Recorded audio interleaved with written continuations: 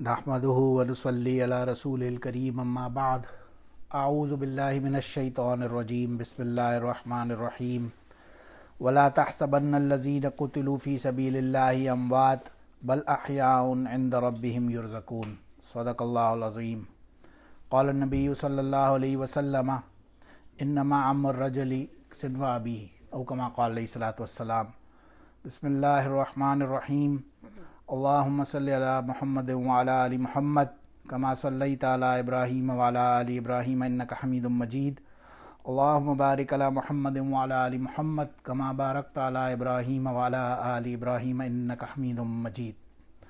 अभी कारी साहब ने अल्हम्दुलिल्लाह आज हमारी गालबन 15वीं 16वीं तरावी में आयत पर तिलावत फरमाई, वला तहसबन्नल्लज़ीना क़ुतिलू फ़ी सबीलिल्लाहि अमवात बल अहयाउन इंद रब्बिहिम युरज़क़ून, कि अल्लाह के रास्ते में जो लोग कत्ल कर दिए गए, शहीद हो गए, उन्हें उनके बारे में गमगीन ना हो, उनके बारे में परेशान ना हो। इंद रब्बिहिम युरज़क़ून, उनको तो अल्लाह अपना रिज़्क़ अता फरमाते हैं। तो ये ज़ाहिर है इससे ख़ास तर ये कर मुराद तो हज़रत हमज़ा रज़ी अल्लाह अन्हु जैसे जलीलुल क़दर सहाबा कराम जो थे वो मुराद थे, लेकिन ऑफ कोर्स आम तौर पे इससे हर कोई शामिल हो सकता है। नबी अलैहिस्सलातु वस्सलाम ने हदीस में फरमाया कि इन्नमा अम्मर रजुली सिनवाबी, कि जो चचा होता है ना वो बाप की मिसाल होता है, बाप की तरह होता है, यानी चचा का इतना एक मकाम होता है। तो जब हम पूरी सीरत के ऊपर बात करते हैं तो ज़ाहिर है सबसे पहले अम्बिया और फिर नबी अलैहिस्सलाम, और फिर आगे हमने पहले भी डिस्कस किया और अक्सर मौक़ात में हमारे यूट्यूब चैनल पे भी वो अल्हम्दुलिल्लाह मौजूद है सारी।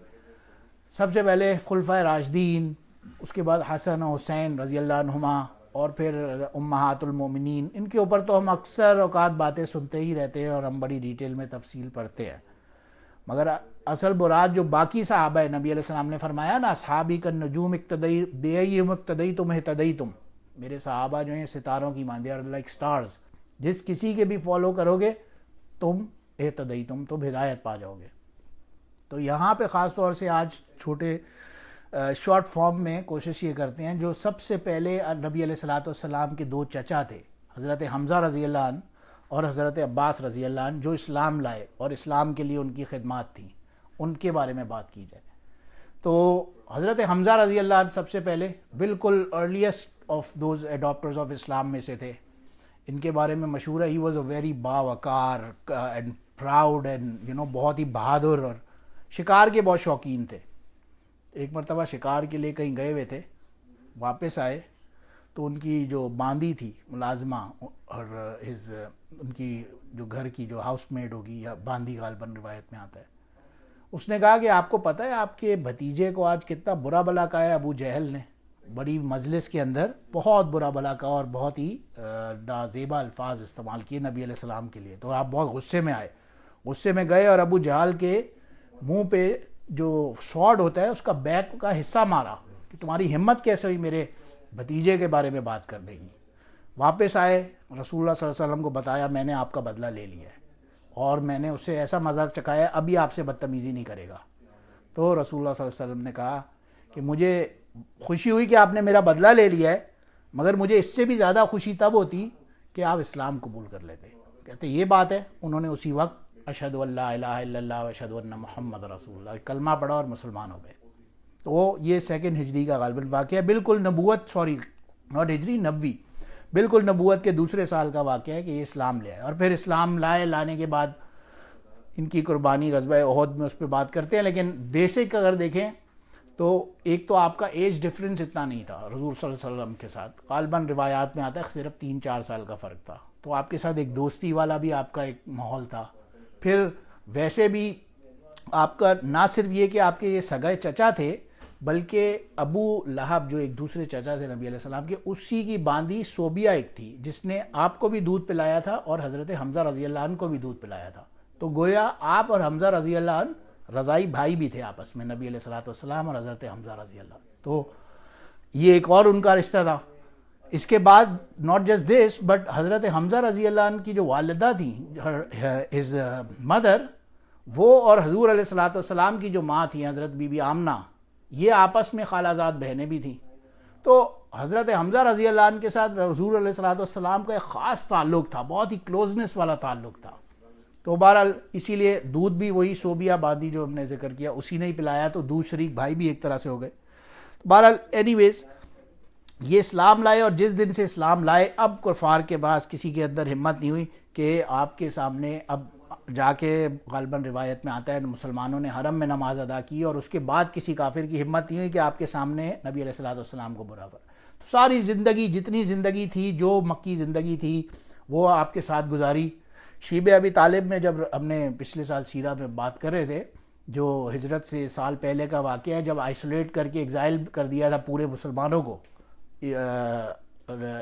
کفار مکہ نے، اس وقت بھی یہ ایگزائل میں آپ کے ساتھ تھے، مکہ سے باہر آئسولیٹڈ جگہ پہ جہاں رہ رہے تھے. تو ساری ہر قربانی میں آپ کا ساتھ دیا. پھر آپ ہجرت کے لیے تشریف لے گئے تو آپ کے ساتھ ہجرت کر کے مدینہ چلے گئے، اور وہاں پہ پھر فائنلی غزوہ بدر میں شریک ہوئے. غزوہ بدر میں جبیر بن مطعم کے ایک چچا تھے، تیمہ بن عدی، جنہیں انہوں نے مار دیا تھا. بعض کچھ روایات کے اندر یہ بھی آتا ہے کہ حضرت ہند رضی اللہ عنہ کے حوالے سے ایک معاملہ آتا ہے کہ وحشی ایک بندہ تھا غلام ان کا جس نے انہیں قتل کیا، مگر وہ روایات غیر متصل ہے، ان کی سند کے اندر تصدیق نہیں ہوتی. جو اصل واقعہ یوں تھا کہ جبیر بن مطعم کا جو چچا تھے عدی، تیمہ بن عدی، انہیں حضرت حمزہ نے غزوہ بدر کے اندر قتل کر دیا. تو اب جبیر بن مطعم کو بڑا غصہ آیا تھا. اس نے اپنے غلام یہ وحشی بن حرب، جو بعد میں خود اسلام لے آئے اور پھر مسیلمہ کذاب جیسے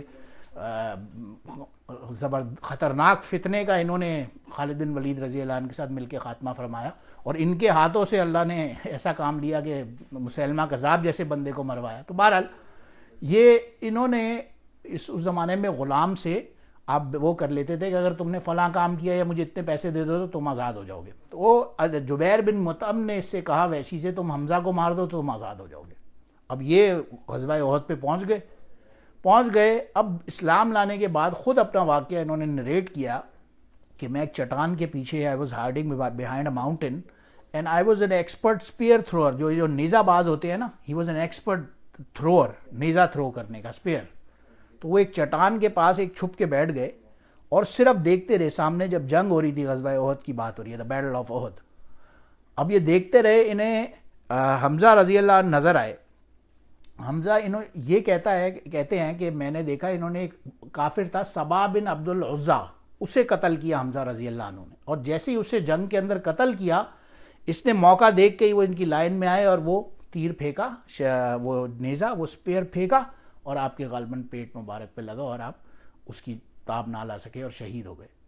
اور شہید ہونے سے پہلے کا واقعہ کہ بتاتے ہیں صحابہ کہ غالباً آپ نے 30 کافروں کو قتل کیا اپنے ہاتھوں سے اس جنگ کے اندر. بہت ہی بہادری سے لڑے. لیکن اب ظاہر ہے شہید ہو گئے. شہید ہونے پر نبی علیہ الصلوۃ والسلام کو ایک خصوصی غم ہوا، ایسا غم ہوا کہ آپ رو کے بہت ہی زیادہ واقعات میں آتا ہے آپ کے اس غم سے. بہرحال آپ کی باڈی کو اس زمانے میں ہوتا تھا مسلح کر دیا جاتا تھا. باڈی کو بھی یہ لوگ کاٹ دیا کرتے تھے جو جنگ کے اندر کافر. تو ان کی باڈی کے مسلح بولتے ہیں، اس کی باڈی کے پارٹس کو جیسے ناک کاٹ دی یا کان کاٹ دیا ایٹسیٹرا، ایسا بالکل ہی باڈی کو خراب کر دیتے تھے. تو ان کی باڈی کے ساتھ بھی یہ معاملہ ہوا اور پہچانی بھی نہیں جا رہی تھی. پھر آتا ہے غالباً حضرت بی بی صفیہ رضی اللہ عنہ نے آپ کو آئی اور پہچانا اور بہرحال جو بھی ہوا.